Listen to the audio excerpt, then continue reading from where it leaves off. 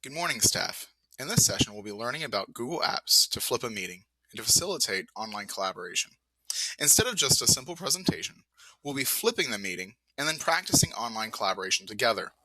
We're doing this while we're in the same room so we can ensure that all participants are equally successful with the technology, and so that when we take our online collaboration into an offline face-to-face collaboration work session, it's a little easier for us. So one quick note, if you find yourself having a hard time seeing the text in the video, you can use the YouTube button at the bottom of the video window to watch the video in YouTube and make the video full screen. So one thing that we need to know is what are our outcomes for this session. So outcomes for this session are that each leader will be able to identify the key differences between traditional and a flipped meeting. We will also have heard a brief summary of best practices for flipping a meeting. We'll have participated in this practice flip meeting, which is what's going on right now, and we'll have brainstormed and discussed implications for the various leadership teams at Pile. And lastly, we're going to be able to start working on an online collaboration to facilitate our team and department updates and goals that'll occur tomorrow. So to start, it may be best to provide a quick review of traditional meeting structures and assess their strengths and weaknesses. We all have participated and often have led traditional meetings. In a traditional meeting structure, the agenda, often sent prior to the meeting, provides only a snapshot of the information to be discussed and presented at the meeting.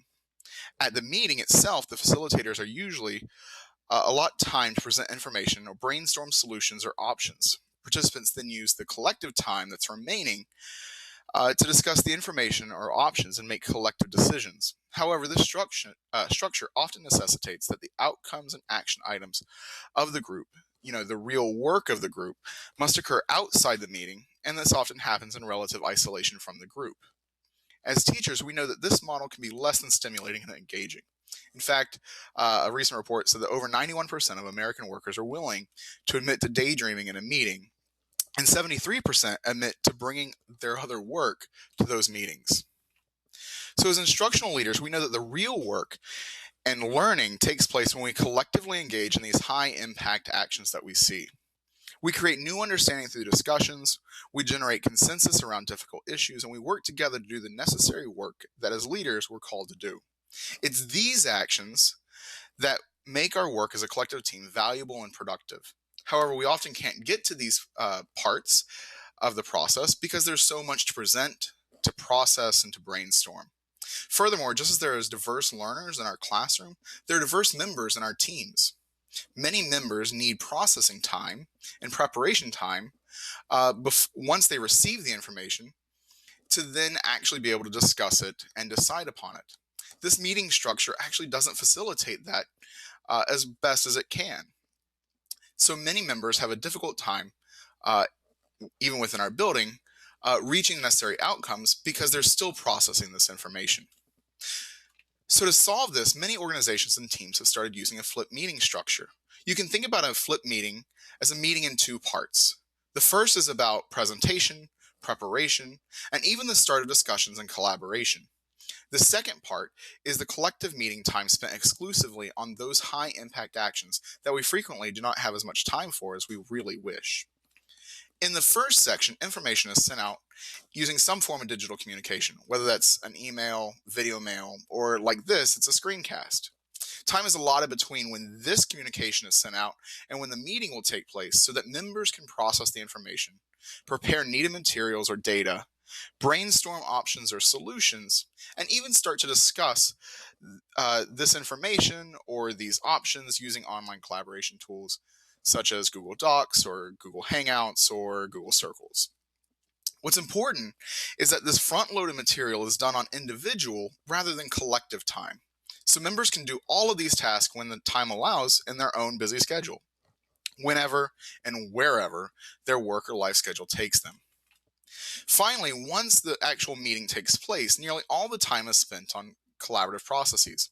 With the preparation already done, the conversations, decisions, and collective products will be much richer. Instead of deciding as a group, then working alone, we can use the collective meeting time to collaborate, act, and implement. So where does this get us? So in summary, we have more engaging meetings, a richer dialogue in our discussions, and we spend more time on high-impact tasks and processes. So what are the best ways to conduct a flipped meeting? So I've shared with everyone resources using Google Drive that this information was summarized from. So if you have any questions or want to dig deeper on any of these best practices, you can either ask me or you can dig in to those individual documents and presentations from a variety of sources. The first thing is that the entire team, as a best practice, must establish norms about the very logistics of the flip meeting. How much time is needed to review and prepare is going to differ from team to team, as each team has its own different schedules and requirements. So establishing norms and sticking to them is really important to assure adequate preparation and buy-in by members. Secondly, as a facilitator, find a communication that works for your team and stick to it. Screencasting, Google Docs, or even just plain Outlook email is fine as long as you stick to it each time. Habit and repetition are almost a virtue in of itself. Importantly, it's really crucial to deliver and to really think about the sensitive information that you need to present in person. Your flip meeting may have traditional meeting structures within it, but that's okay. Use the structure that fits the best task or information at hand. We also, as a quick aside, need to use time on the front end and the back end. On the front end, we should really allow our members some time to decompress from the day and get prepared and order the materials at hand to start the meeting.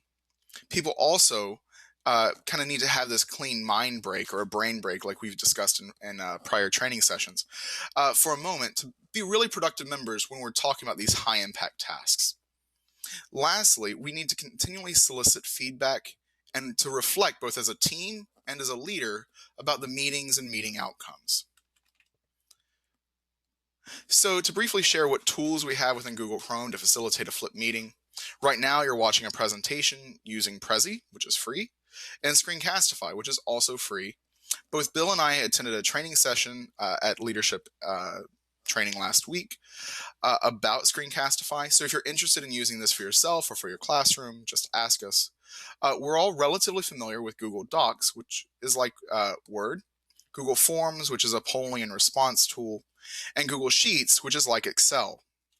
There are also many other Google apps that do much of the work you would do outside of the Google Cloud, within the cloud, and be able to share and collaborate. Stacy and I are both at your disposal if you need help or ideas with how to use, create, and modify using Google Apps. Furthermore, and this is really cool, Okto offers what they call Appy Hour frequently for leaders to learn and use Google Apps. This is usually at CTI, which is off Shady Grove, and you can sign up for these training sessions and collaboration sessions using PDO. So hopefully we've learned a lot about a flip meeting, and now we're ready for some processing and reflection time. So what I'd like you to do is take a few minutes to reflect on the information you've heard. It's quite a bit, and brainstorm how this can be used in your role. Write out your brainstorm in the Google form below after selecting what your role is. Then choose another role and brainstorm how this can be implemented in that other role.